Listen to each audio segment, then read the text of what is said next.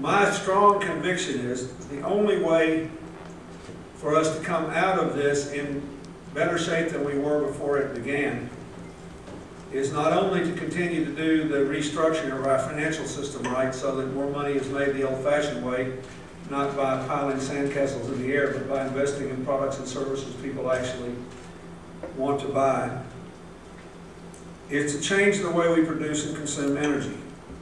That's the only way to guarantee a decade of rising productivity, new businesses and jobs, greater national security, and to minimize the damage that already will certainly come because of climate change.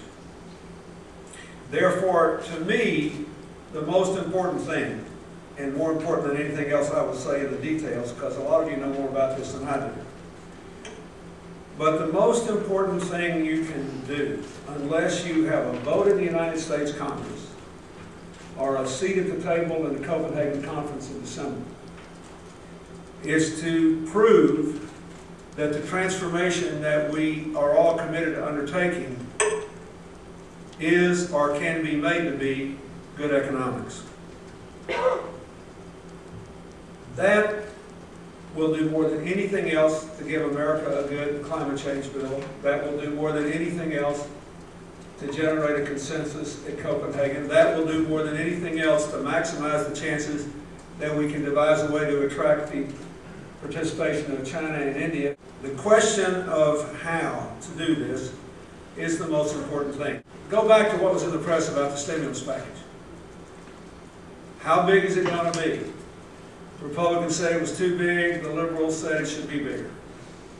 What are we going to spend the money on? The Republicans said tax cuts, the Democrats said investments, and all the things we invested money in. And most people said a little bit of both, and that's what we wound up with. There was almost no discussion about how are you going to maximize the impact of both the tax cuts and the investment programs.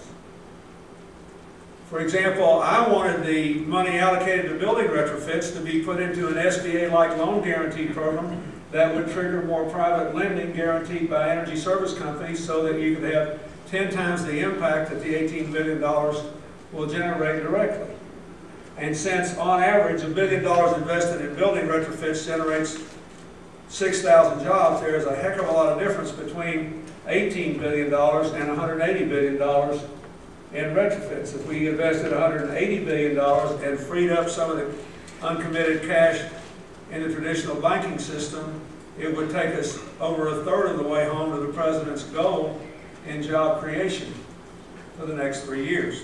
There are still people in my party in the Congress who represent constituencies that have traditional energy resources are otherwise skeptical about this, who may not be today prepared to go as far as I think they should go in legislation. If you prove this is good economics, you completely swamp Dyson's skepticism and puncture Lonborg's argument because it doesn't make any sense to take any chance, if it's good economics, to change the way we produce and consume energy. About 75% of greenhouse gases globally are generated in urban areas, even though the per capita emission footprints in most wealthy countries like the United States is lower. So we organized this partnership of government, private building owners, building managers, energy service companies, banks, the U.S. Green Building Council, and other partners, with the hope of making a fundamental difference. Originally, we did two things. We made contracts with people who supply energy technologies, like what we did with the aid stoves. We said, how much would you cut the price if we drastically increased your volume? And we got agreements that range anywhere from 15 to 80% reduction in technology prices. Then we tried to work out the financing. And before the financial crisis, 5 banks had told us that if the energy service companies would guarantee the savings, they would be prepared under certain terms with certain caveats, including how encumbered the buildings were, to extend credit and take repayment, especially from public buildings, but some private ones too, solely from the utility savings guaranteed by the energy service companies, which was really important if you wanted, say, a school district strapped for cash to go renovate all its buildings, or a university system that was already getting creamed for raising tuition to go and renovate all its buildings.